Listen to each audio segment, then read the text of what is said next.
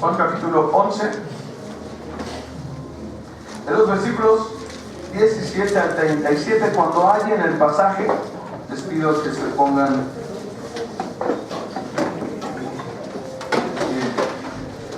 Juan 11, 17 al 37.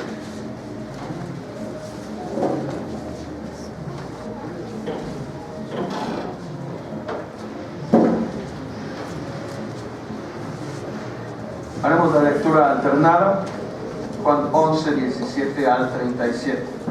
Dice la palabra del Señor. Vino pues Jesús y halló que hacía ya 4 días que Lázaro estaba en el sepulcro.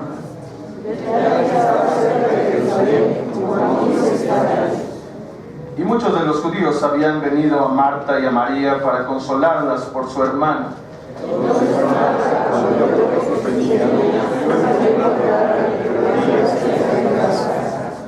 Y Marta dijo a Jesús: Señor, si hubieses estado aquí, mi hermano no habría muerto.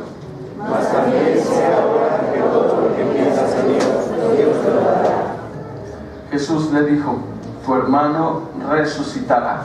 Marta le dijo: yo sé que resucitará en la resurrección en el día postrero.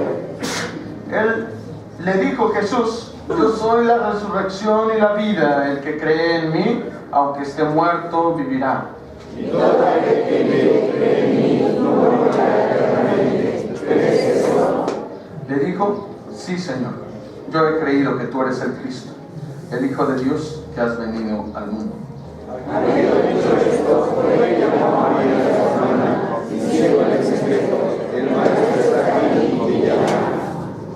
Ella, cuando lo oyó, se levantó deprisa y vino a él. Jesús no había entrado en la aldea, sino que estaba en el barrio de Marta de había encontrado. Entonces los judíos que estaban en casa con ella y la consolaban, cuando vieron que María se había levantado deprisa y había salido, la siguieron, diciendo: va al sepulcro a llorar allí. María, cuando llegó a donde estaba Jesús, al verle, se postró a sus pies, diciéndole: Señor, si hubieses estado aquí, no habría muerto mi hermano. Jesús entonces, al verla llorando y a los judíos que la acompañaban también llorando, se estremeció en espíritu y se conmovió. Y dijo: ¿dónde le entristeces? Le dijeron: Señor, ven y ven. Jesús lloró. Dijeron entonces los judíos: mira cómo lloraba. Todos, y algunos de ellos dijeron: ¿no podía este, que abrió los ojos al ciego, haber hecho también que Lázaro no muriera? Amén. Oremos. Cada vez, Señor, que nos reunimos, que nos congregamos en torno a tu palabra, estamos expectantes. ¿Qué es lo que nos quieres decir? Ilumina nuestro pensamiento, sé con nosotros, Señor, y permítenos comprender un poco más acerca de lo que deseas de nosotros, tu divina voluntad. En el nombre de Jesús lo pedimos. Amén. Toma su lugar, hermanos.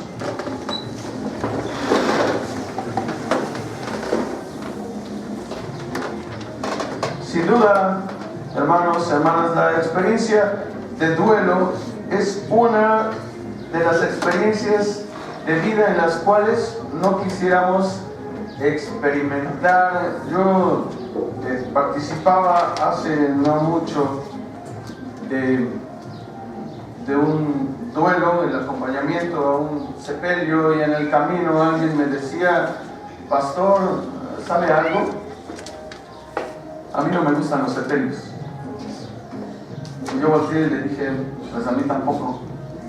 Sin embargo, hay que estar, es parte de la labor, y como dije antes, hay situaciones que a nosotros nos desagradan, no nos gustaría vivir, y las vivimos. ¿Podríamos acaso, si tuviésemos el poder de suprimir algo que hayamos vivido tan doloroso como en este caso la pérdida de un ser querido, lo haríamos? Sin duda diríamos sí.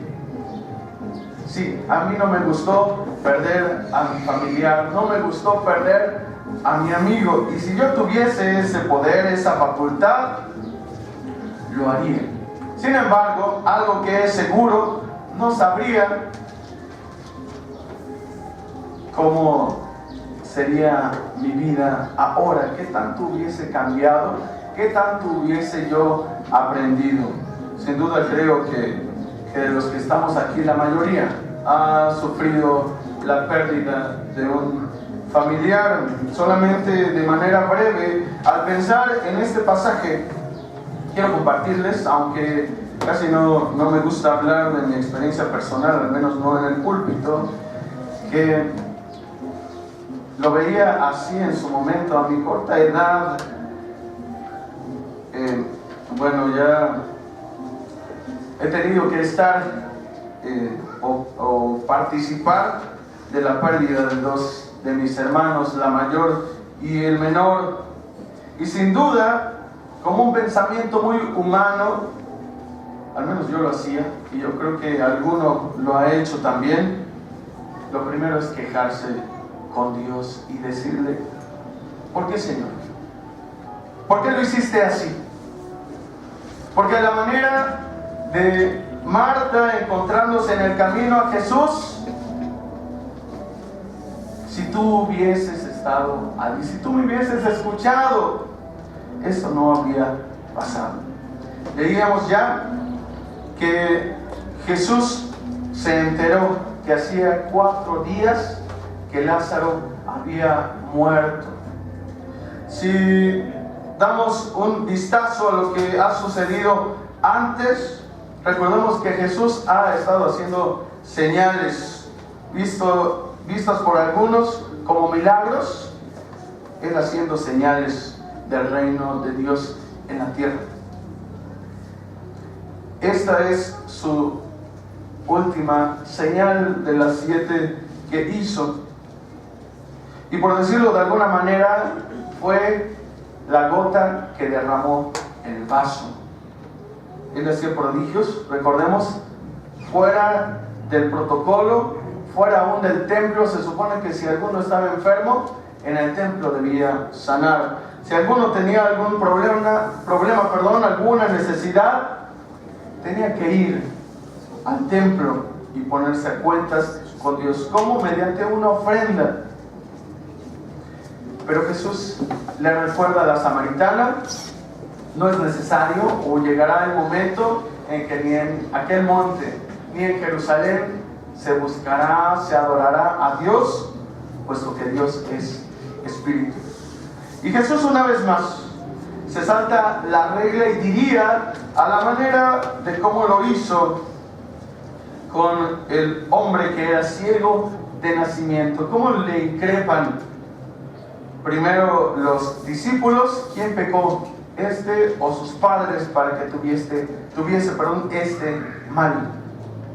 Y aún los fariseos después, que le interrogan y le dicen: ¿quién te sanó? Y Jesús da respuesta sencilla a sus discípulos y dice: no es que este haya pecado ni sus padres, sino para que la gloria del Señor se manifieste.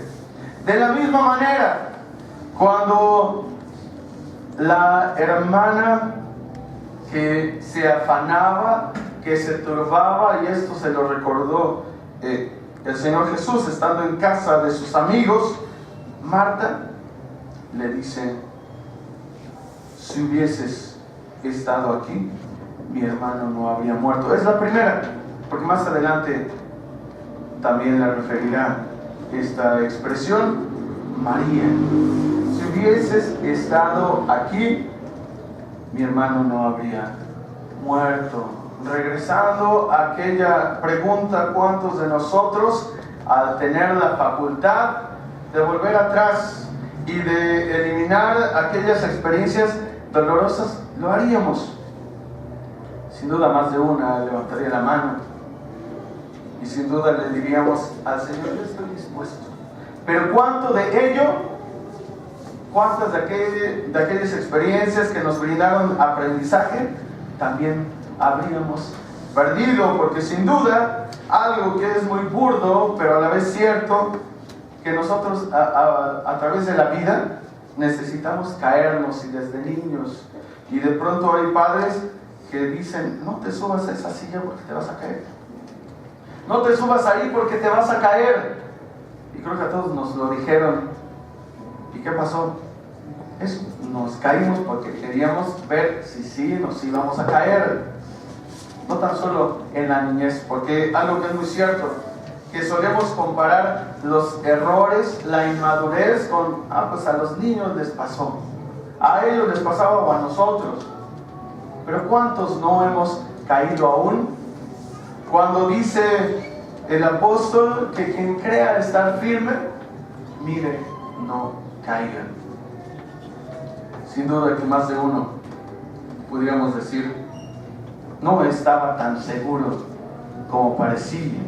Y sin duda más de uno también hemos expresado queja al Señor y le hemos dicho, si tan solo tú hubieras estado, si tú hubieras escuchado mi oración, esto no hubiese pasado. Es algo muy humano y nosotros podemos intentar comprender lo que sucede con las hermanas de Lázaro. Decía, es la gota que derramó el vaso. Jesús con las señales ya tenía hartos a los fariseos, porque no seguía a Dios, no adoraba a Dios, no le buscaba como se supone se le debería de buscar. Y sin embargo, ¿qué era lo que sucedía? El Señor se hacía presente, porque lo llegó a decir el profeta: yo no quiero sacrificios, yo quiero un corazón contrito, un corazón humillado. Veamos de esta manera, decía muy humana, a estas dos hermanas que han perdido a su hermano. Jesús, diré, no tan solo hizo un milagro, esta señal fue especial, porque no era uno más, por decirlo así. Aquel hombre era su amigo. 4 días habían pasado y escuchando Marta y María de parte de otros que Jesús venía, dice la Escritura, salió a encontrarle, pero María se quedó en casa. Por supuesto que los personajes en los cuales hemos de fijar nuestra atención no son Marta ni María. ¿Por qué Marta sí fue y por qué María se quedó? ¿Por qué en un primer momento inclusive Marta se apresuró a servir al Señor y María nada más estaba viendo? Y ahora sí, para Jesús, ella escogió la mejor parte.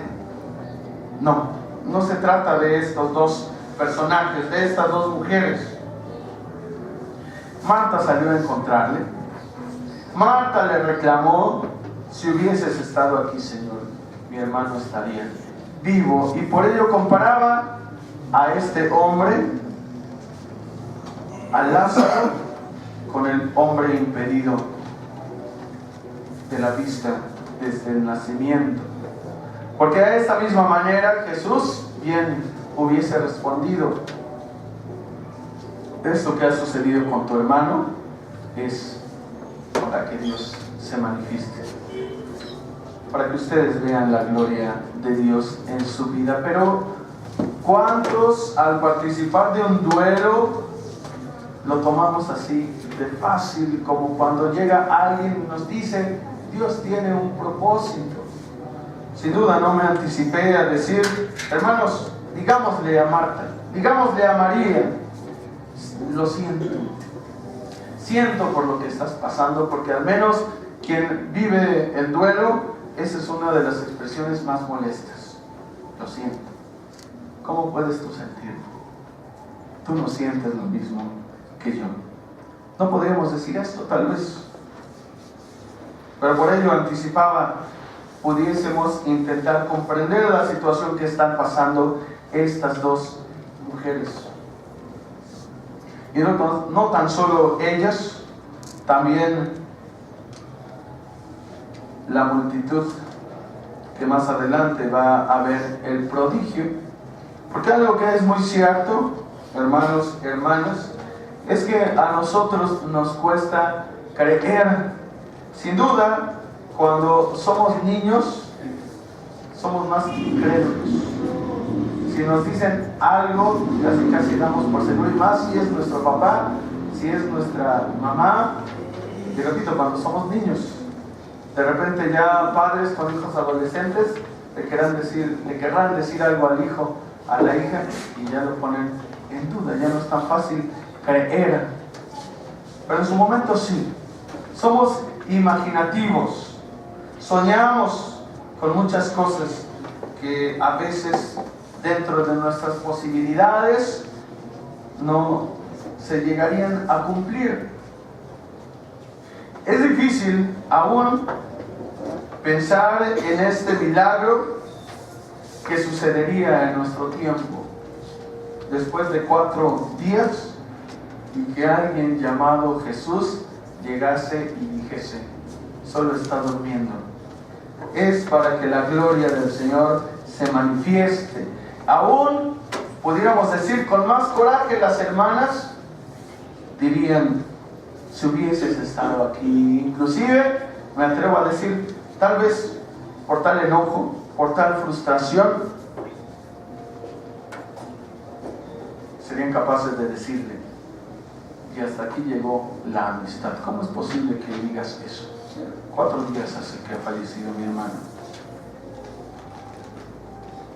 Jesús le dice: yo sé que tu hermano resucitará.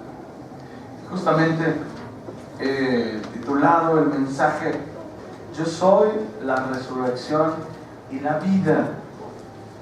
Yo soy el que da el que da vida, aunque pareciera que hay muerte. ¿Recuerdan lo que leíamos en Ezequiel?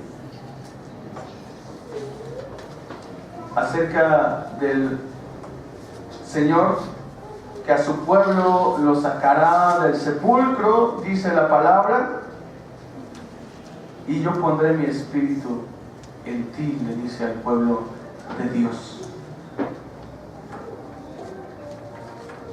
Sacaré del sepulcro a mi pueblo, justamente lo que hace Jesús en la persona de Lázaro. ¿Cuántas veces vemos a nuestro Señor cuando decimos que tiene esta parte divina, pero también muy humana, expresar sus emociones? Y más adelante participaremos del ritual de la cena del Señor y cómo Él les dice amigos, y cómo Él parte el pan, comparte también el vino en señal del amor que ha compartido el Señor para con todo el mundo, pero de una manera muy común, de una manera, inclusive me atrevería a decir, no religiosa, porque es la última vez que va a compartir ese tiempo con sus amigos. Pero menciono esto de una manera que se sale del protocolo, porque Jesús hace algo que ha de llamar profundamente nuestra atención. Se dice el versículo más corto de la Biblia: Jesús lloró. En señal de empatía, y además porque era su amigo, no era una persona extraña, era su amigo. Jesús lloró. ¿Por qué habrá llorado el Señor? ¿Por la incredulidad de la gente?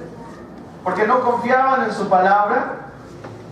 Porque ellos sabían que iban a participar de la resurrección de los muertos, pero Jesús les decía: yo soy la resurrección y la vida, el que cree en mí, aunque esté muerto, vivirá.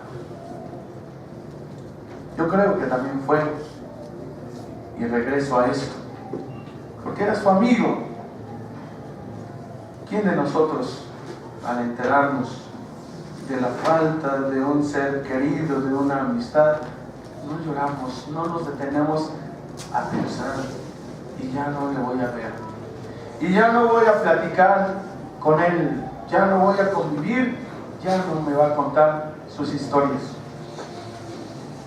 Jesús dice: yo soy la resurrección y la vida. De la muerte puedo dar vida, de la oscuridad puede nacer la luz. Y aún comparto con ustedes, de lo viejo puedo hacer algo nuevo, de la desesperanza puedo traer esperanza, y aún de la queja puedo traer gratitud. El salmista decía: has cambiado mi lamento en baile, en danza. Tal vez no de la misma manera que se muestra aquí por el evangelista Juan, no estemos pasando por algo similar, pero sí por alguna prueba, pero sí por algo que es necesario que dejemos en el pasado, porque a veces nos invade la nostalgia, porque a veces nos quedamos recordando en el hubiera, y si hubiera hecho esto, y si hubiera hecho lo otro, y si Señor, tú hubieses estado, esto no habría pasado, Lázaro no habría muerto. Si tú hubieses estado, si tú, Señor, me hubieses concedido aquello que te pedía con tanto ahínco, con tanto fervor, otra cosa hubiese sido. Sin embargo, la misma palabra de Dios nos recuerda que para los que amamos a Dios, todas las cosas nos ayudan a bien. Quiero comentarles una historia breve acerca de dos monjes que paseaban por la floresta y encontraron a lo lejos a una joven que se lamentaba, que lloraba. Se acercaron y le dijeron: ¿por qué lloras? Y ella respondió: porque mi madre está enferma y porque ella necesita de los medicamentos que le tengo que llevar, pero hay un lago y no puedo pasarlo, y de pronto intento cruzarlo y la corriente me lo impide, yo sola no puedo. Si ustedes me quisieran ayudar, tal vez. Y el monje más joven dijo: de acuerdo al protocolo de nuestro monasterio, no podemos hacer eso, no nos podemos contaminar con alguien que es del sexo opuesto, no lo podemos hacer. Se quedó callado. El monje, que era anciano, no tardó en dar respuesta. Tomó la mano de este monje joven,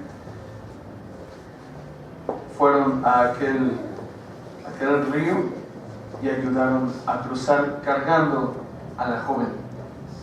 Por supuesto, se sorprendió demasiado el monje más joven, y en el camino ya rumbo al monasterio le dijo: oiga, yo le respeto porque usted sabe más acerca de los protocolos, pero ¿cómo es posible que se lo haya saltado? Si una de las reglas es que no podemos vincularnos con el sexo contrario. Y él decía: lo que pasa es que yo ya lo olvidé, yo ya la solté, sí le ayudé, pero ya lo olvidé, y tú sigues cargando a aquella joven. No a la manera de Lázaro, pero seguramente cada uno de nosotros, si es que no uno, si es que dos más, está pasando por alguna prueba o alguna situación que no puede dejar ir.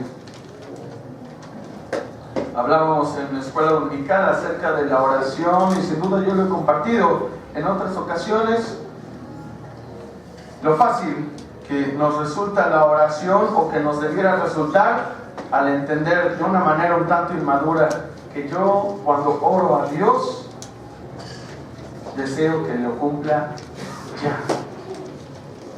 Y les compartí en su momento que mi oración era hace varios años: Señor, yo sé que tus tiempos no son los míos, yo sé que mi sabiduría no se compara ni tantito con la tuya, pero si quisieras, después de terminar mi oración, cumplirme esta petición, yo estaría fascinado y te adoraría y sería ejemplo para los demás.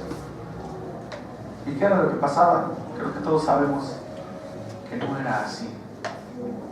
Y había frustración, y también el Señor me mostraba que debía de madurar en mi fe, en mis oraciones, porque una vez más aquella expresión empleada por mí se volvía para aprendizaje. Mis tiempos no son tus tiempos.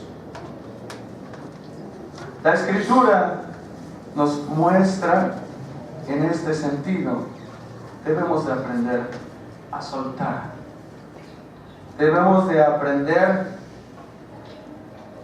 que el Señor de los tiempos es nuestro Señor, es nuestro Dios. Que el Señor de la voluntad y el Señor que hará las cosas mejores, siquiera que lo que nuestro pensamiento haya planeado, es Él, es nuestro Dios. Siguiendo con la porción de esta escritura, conocemos la historia. Jesús pregunta dónde le han puesto.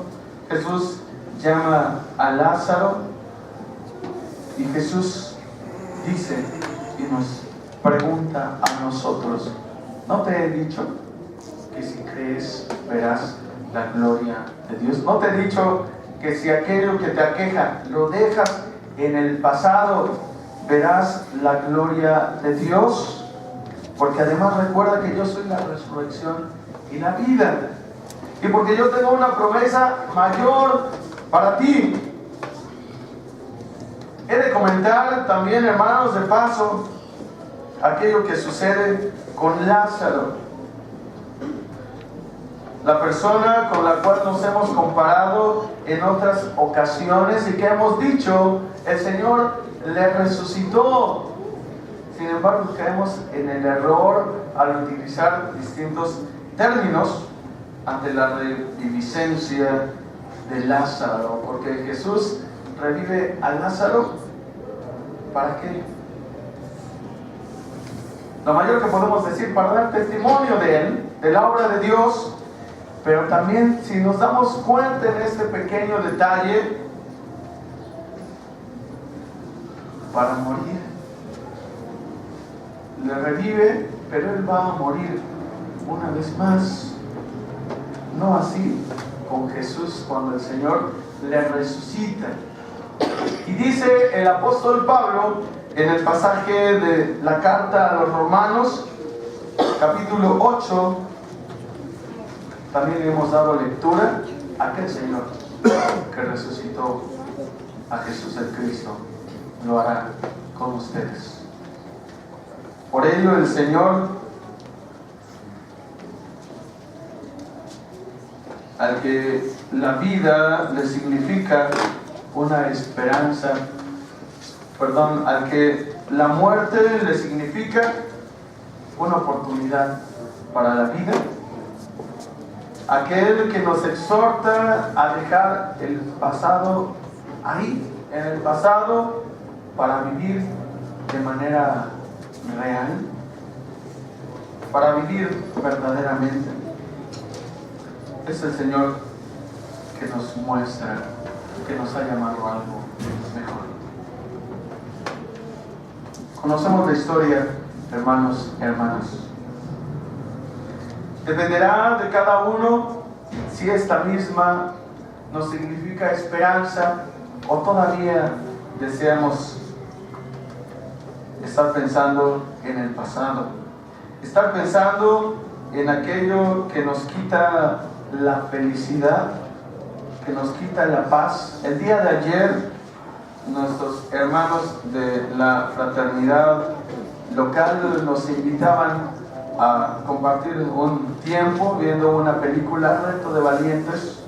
No la terminé de ver, me hubiese gustado, Pero había una escena que se me quedó medianamente grabada, y digo medianamente porque no la puedo citar igual, de una persona diciéndole a un padre que había perdido a su hija: ¿cuánto tiempo vas a vivir quejándote?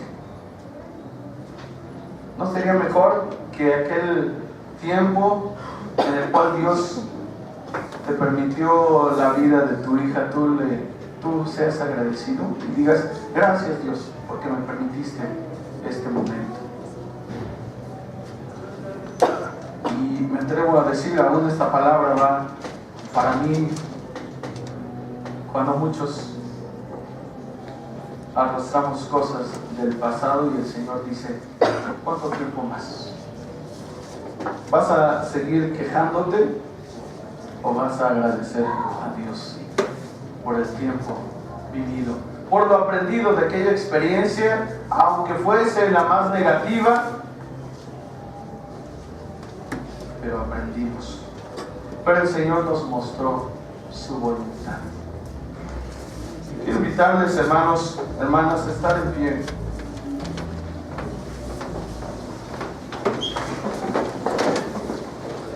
Que le demos una oración al Señor.